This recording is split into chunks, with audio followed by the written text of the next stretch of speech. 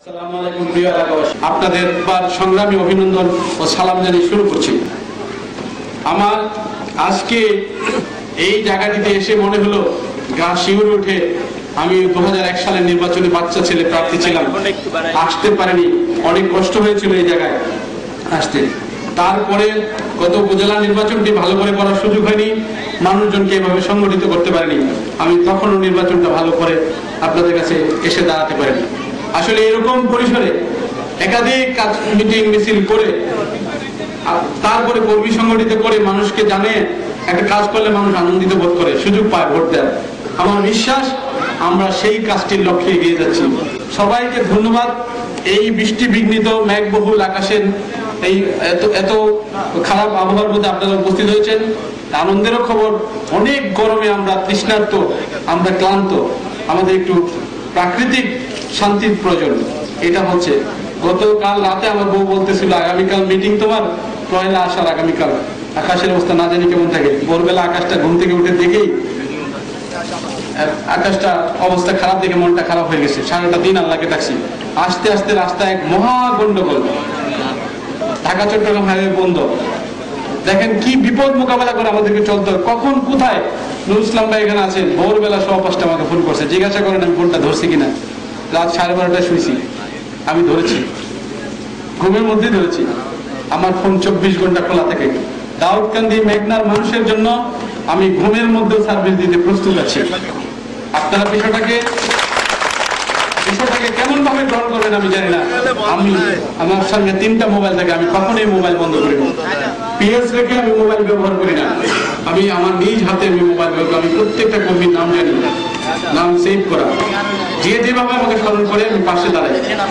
আমি নিশ্চয়ই ইতিমধ্যে কিছু কমিটমেন্টের পরীক্ষা দিয়েছি না, কম বেশি আপনারা দেখেছেন, পেয়েছেন। আমি কথা বলতে চাই, জাতীয় পার্টিকে সংগঠিত করার জন্য যত রকম শক্তি প্রয়োগ করা প্রয়োজন, যত প্রকার মেধা প্রয়োগ করা প্রয়োজন, আমি ইনশাল্লাহ নিজেকে আত্মনিয়োগ করলাম আপনাদের মাঝে দাউদকান্দি মেঘনাবাসীকে সেবা করার জন্য। আমার নেতা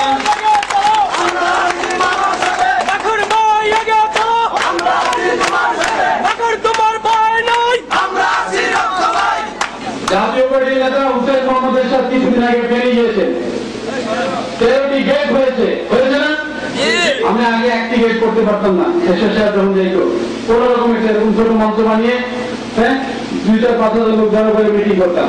এবার কিন্তু মেঘনা দাউদকান্দিতে 5-4 দিন মাইক বাজিয়েছি, 13টি গেট করেছি, লক্ষ লক্ষ টাকা খরচ করেছি। আমাদের অসংখ্য নেতা কর্মী বেড়েছে। এখন আমার সব মিলে সংখ্যা ছিল বালুকা ইউনিয়নে 2 জন। আল্লাহর রহমতে কর্মী করলে এখন 200 পাওয়া যাবে ইনশাল্লাহ বালুকা ইউনিয়নে। এটা অত্যন্ত খুশির খবর। এরকম প্রত্যেক ইউনিয়নে 200-500 কর্মী ইনশাল্লাহ আমাদের তৈরি হয়ে গিয়েছে। এককভাবে নির্বাচন করলে আমি মাখন সরকার আপনাদের কাছে প্রার্থী হয়ে আসবো। যদি জাতীয় পার্টি মহাজোটে নির্বাচন করে, জাতীয় বর্তমান মহাজোটের এমপি সাহেব যেইভাবে এলাকায় মানুষের আশা পূরণ করতে ব্যর্থ হয়েছেন, যেইভাবে উন্নয়নমূলক কর্মকাণ্ড করতে ব্যর্থ হয়েছেন, আমি মলয় থেকে এখানে আসতে আমার 40 মিনিট 1 ঘন্টা সময় লেগে গেছে। এই পথটুকুতে আসতে সর্বোচ্চ সময় লাগার কথা, গাড়িতে 15 মিনিট সময় লাগার কথা। সুতরাং রাস্তাঘাটের কি বেহাল অবস্থা। অনেকে আমাকেও তিরস্কার করেছেন। আমি কিন্তু এমপি নই, কিন্তু আমি এমপিকে ভোট দিয়েছি মহাজোটের নেতা হিসেবে। আমাদের কর্মীরা ভোট দিয়েছে, সমর্থকরা ভোট দিয়েছে। জাতীয় পার্টি এই এলাকায় হাসান জামিল সাত্তার সাহেব নির্বাচন করে 65,000 ভোট পেয়েছে। আপনারা অনেকেই ভোট দিয়েছেন। আপনারা ওনাদেরকে চেনেন তো? 2 ভাই অসুস্থ, ওনাদের জন্য দোয়া করবেন। ওনারা আমাদের পিছনে আসে। ইনশাল্লাহ আগামী নির্বাচন আমরা খুব সুন্দরভাবেই করব। আপনারা দেখুন যে মানুষের প্রত্যাশা যদি আমরা নেতারা পূরণ করতে না পারি, মানুষ স্বাভাবিকভাবে অন্য কাউকে তো পছন্দ করবে, এটাই স্বাভাবিক।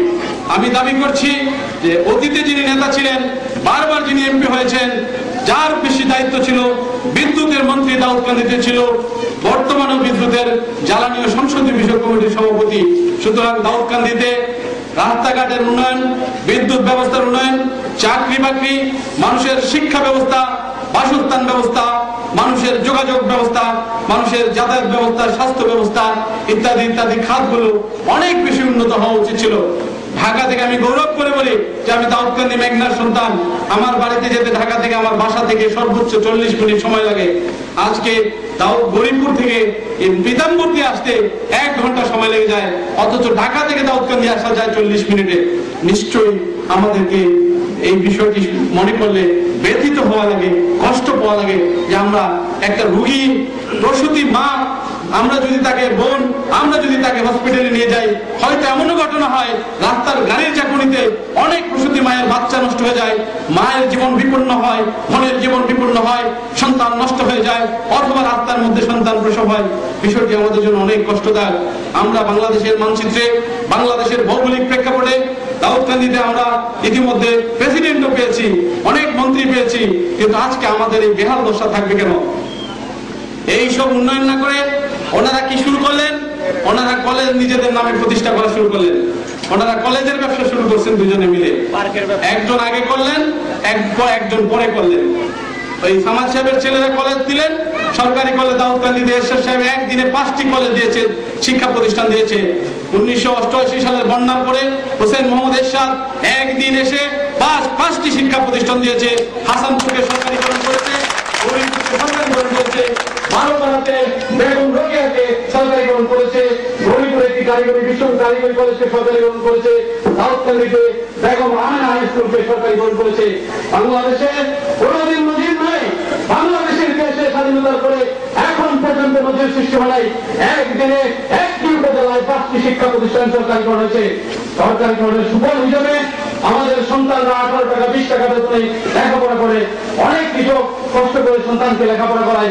সেই কলেজগুলোকে ধ্বংস করার জন্য দুইজনে নিমিত্ত হয়েছে, দুইজনে লিপ্ত হয়েছে, নিজেদের নামে কলেজ প্রতিষ্ঠা করেছে, 250-300 টাকা করে বেতন নিচ্ছে, ওই কলেজগুলোকে, সরকারি কলেজগুলোকে ধ্বংস করছে। সুতরাং তাদের এই টাকা কোথেকে আসলো? এই আয়ের উৎস কি? আপনারা একজন শিক্ষকতা করেছেন, একজন সেনাবাহিনীতে চাকরি করেছেন। আমি দাবি করতে পারি এই হাউজে যে আমি 1 সপ্তাহ আল্লাহর মধ্যে যে পয়সা খরচ করি, এই পয়সা রাজনীতির পিছনে, এলাকার মানুষের পিছনে খরচ করি। আপনারা 1 মাসে তা বেতন পাননি, তাহলে কিভাবে সম্ভব? আপনাদের কি ট্রেনিং সিস্টেম না? আপনারা কিভাবে এই এত বড় বড় সম্পদ গড়ে তুললেন, হাজার হাজার কোটি টাকার সম্পদ গড়ে তুললেন দেশে বিদেশে? আপনাদের নামে বেনামে অসংখ্য সম্পত্তি, বাড়িঘর, টাকা পয়সা কিভাবে হলো? নিশ্চয়ই দাউদকান্দি মেঘনার মেহনতি মানুষ, গরিব দুঃখী মানুষের মুখের খাবার কেড়ে খেয়েছেন। নিশ্চয়ই দাউদকান্দি মেঘনার রাস্তাঘাটের উন্নয়নের ফান্ড আপনাদের পকেটে নিয়েছেন। নিশ্চয়ই মানুষের জন্য সরকারের যে বরাদ্দ তা লুটপাট করেছেন। আপনারা জেনে রাখুন, দাউদকান্দির মানুষ, মেঘনার মানুষ দুর্নীতিবাজকে আগামী দিনে পছন্দ করবে না, তাদের নেতা হিসেবে বেছে নিবে না, তাদের প্রতিনিধি হিসেবে বেছে নিবে না। আপনারা রাজি আছেন? আমি এরপরে বলছি, বাংলাদেশের রাজনৈতিক প্রেক্ষাপটে এরশাদ সাহেবের অবদান দিনের পর দিন, মাসের পর মাস বললে শেষ হবে না। 2টি ব্রিজ, আজকে আমরা একদিনে চলে আসি, 1 ঘন্টায় চলে আসি, রাস্তাঘাটে জ্যাম না হলে। এই কার অবদান? হোসেন মোহাম্মদ এরশাদের অবদান। গ্রামের কৃষক অনেকে গাভীর দুধ পানে শহরে চলে যায়, অনেকে মাছ নিয়ে শহরে চলে যায়, অনেকে সবজি নিয়ে শহরে চলে যায়।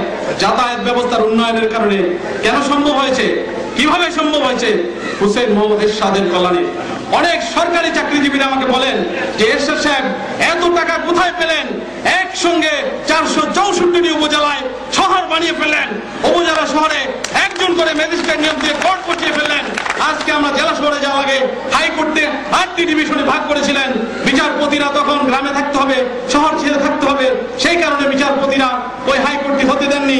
বিচারপতিদের সঙ্গে তখন বেগম খালেদা জিয়া, বেগম শেখ হাসিনা দুইজনে মিলে গোলাম আজম নিজামীকে সাথে নিয়ে আন্দোলন করে হাইকোর্টটি প্রতিষ্ঠিত হতে দেয়নি।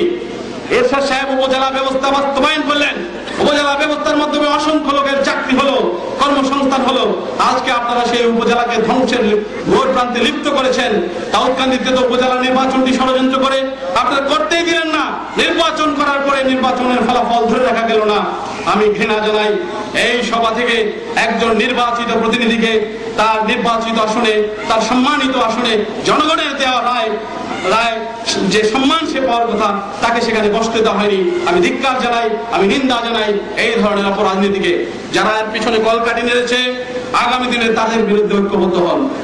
এই উপজেলা ব্যবস্থা 1991 সালে এরশাদ সাহেব যখন স্বেচ্ছায় ক্ষমতা হস্তান্তর করে চলে গেলেন, এরশাদ সাহেব চলে যাওয়ার পরে বেগম জিয়া ক্ষমতায় আসার পরে এই উপজেলা ব্যবস্থা বাতিল করে দিলেন। উপজেলা ব্যবস্থা বহাল থাকলে আজকে কোর্ট কাছারি উপজেলায় থাকতো। উপজেলা ব্যবস্থা বহাল থাকার উপজেলা ব্যবস্থা হওয়ার কারণে প্রত্যেকটি জেলা শহরের সঙ্গে উপজেলার সঙ্গে উপজেলার সংযোগ ঘটেছে। একটি মাত্র কারণ, প্রশাসনিক যোগাযোগের কারণে এই রাস্তাঘাটের উন্নয়ন হয়েছে। রাস্তাঘাটের উন্নয়ন হওয়ার কারণে আমাদের জীবন মানের উন্নয়ন হয়েছে। আমরা গ্রামের ভিতরে আজকে বিল্ডিং এর ঘর দেখতে পাচ্ছি, শহর দেখতে পাচ্ছি, গ্রামের মধ্যে আজকে বাড়ি দেখতে পাচ্ছি, অট্টালিকা দেখতে পাচ্ছি। দেশে গণতন্ত্র প্রতিষ্ঠিত করার জন্য সংগ্রাম করছেন, অতীতে যারা সংগ্রাম করেছেন, আপনারা কেউ কি গণতন্ত্রকে সম্মান দেখিয়েছেন, গণতান্ত্রিক আচরণ করেছেন, অন্য দলের প্রতি সমান আচরণ করেছেন, অন্য দলকে তার রাজনৈতিক অধিকার দিয়েছেন? তেমনি এরকম আপনাদের সেই পুরানো ভালোর কথা মানুষ ভুলে গিয়েছে। মানুষ এখন এরশাদ সাহেবের মতো শাসককে চায়। কারণ এরশাদ সাহেবের আমাদের 5 টাকা লবণ ছিল, 7 টাকা কেজি চাল ছিল, কেরোসিনের দাম ছিল 5 টাকা 60 টাকা, এরকম তেলের দাম ছিল 12 টাকা 16 টাকা, এরকম ভাবে অনেক দামি চালের দামও ছিল 17, 18, 20 টাকা। পোলাও চালের দাম আজকে 80 টাকা 90 টাকা। গ্রামের মানুষ চাইলেও মেহমানদারি করতে পারে না। আপনারা এরপরে কি দেখলাম, এরশাদ সাহেব কুয়েতে সৈনিক পাঠালো। আজকে বাংলাদেশের সর্বোচ্চ আয়ের খাত 3টি, গার্মেন্টস খাত, তারপরে আমাদের বিদেশে শ্রমিকরা যায় সেই খাত, এবং আমাদের সৈনিকরাই জাতিসংঘ শান্তিরক্ষী মিশনে গিয়ে দেশের অনেক ভাবমূর্তি উদ্ধার করেছে। সেখানে আমাদের পুলিশ, আনসার, বিজিবি সহ আমাদের আর্মি, নৌবাহিনী, সমস্ত বাহিনীর সদস্যরা সেই সব দেশে গিয়ে অনেক সম্মান কুড়িয়ে আনছে। একজন শ্রমিক লক্ষ লক্ষ টাকা পেনশনের টাকা দিয়ে ভাই মেয়ে দিয়ে দিয়েছে, ছেলের চাকরির ব্যবস্থা করেছে, না ঘর বাড়ি বানিয়েছে, তারপরে এই পুতুল সেই পুতুল হয়ে গেছে। আজকে কিন্তু একজন সরকারি কর্মচারী বিদায় নেওয়ার পরে চাকরি থেকে লক্ষ লক্ষ টাকা রিটায়ারমেন্টের টাকা নিয়ে যায়। তেমনি ভাবে যারা বিদেশে যায় সৈনিকরা লক্ষ লক্ষ ডলার নিয়ে আসছে। এমনি ভাবে আমাদের সমাজের অনেক উন্নতি হয়েছে। এই সিদ্ধান্ত কে দিয়েছে? হোসেন মোহাম্মদ এরশাদ। ওই সৈনিক পাঠানোর কারণে হাজার হাজার কোটি ডলার মাফ করে দিয়েছিল সেদিন বিশ্ব ব্যাংক, সেদিন এশিয়ান ডেভেলপমেন্ট হাজার হাজার কোটি টাকা মাফ করেছিল। আমাদের পুলিশ বাহিনীর হাতে যে চাইনিজ রাইফেল আছে, পুরনো দ্বিতীয় বিশ্বযুদ্ধের বন্দুক, সেই বন্দুক ফেলে দিয়ে হোসেন মোহাম্মদ এরশাদ চায়না থেকে সমস্ত পুলিশ সদস্যদের জন্য একটি করে চাইনিজ রাইফেল কিনে নিয়ে এসছে। নিশ্চয়ই এই তার দূরদর্শী সিদ্ধান্তের বিষয়। অথচ দেখেন এরশাদ সাহেব ক্ষমতায় থাকতে বেগম খালেদা জিয়াকে, জিয়াউর রহমান মারা যাওয়ার পরে ক্যান্টনমেন্টে একটি বাড়ি দিয়েছে, গুলশানে একটি বাড়ি দিয়েছে 1 টাকার বিনিময়ে। কিন্তু এরশাদ সাহেবকে ইরাকি অনুদানে একটি মসজিদ করার জন্য, আপনারা মহাখালী গাউসুল মসজিদ ইরাকি অনুদান হয়েছে, সাদ্দাম হোসেন একটি পিস্তল দিয়েছিল, এই পিস্তল রাখার অপরাধে সাজা হয়েছিল, জেল খেটেছিল বিনা বিচারে। পরবর্তীতে বেকসুর খালাস পায় এই মামলা থেকে। এরশাদ সাহেব ওই 1 টাকার বিনিময়ে খালেদা জিয়াকে বাড়ি দেওয়ার কারণে মামলা খায়নি। কিন্তু এরশাদ সাহেব নিজের বাড়ি, নিজের মসজিদ করার জন্য একটি মাত্র জমি দিয়েছিল 1 টাকার বিনিময়ে। কেন মসজিদের জমি দেওয়া হলো তার জন্য মামলা খেয়েছে। এই কাজ কারা করেছে? তৎকালীন সরকার, বিএনপি সরকার। আপনারা মনে রাখবেন, আপনারা এখানে যারা আছেন, আমি বিশ্বাস করি আজকে থেকে আপনারা সিদ্ধান্ত পরিবর্তন করতে পারেন। ইতিমধ্যে আপনারা অনেকে হয়তো ভিন্ন ভিন্ন দলে বিভক্ত ছিলেন। এমন সময় ছিল দাউদকান্দির মাটি মানুষ, মেঘনার মাটি মানুষ জাতীয় পার্টির কথা বলতো।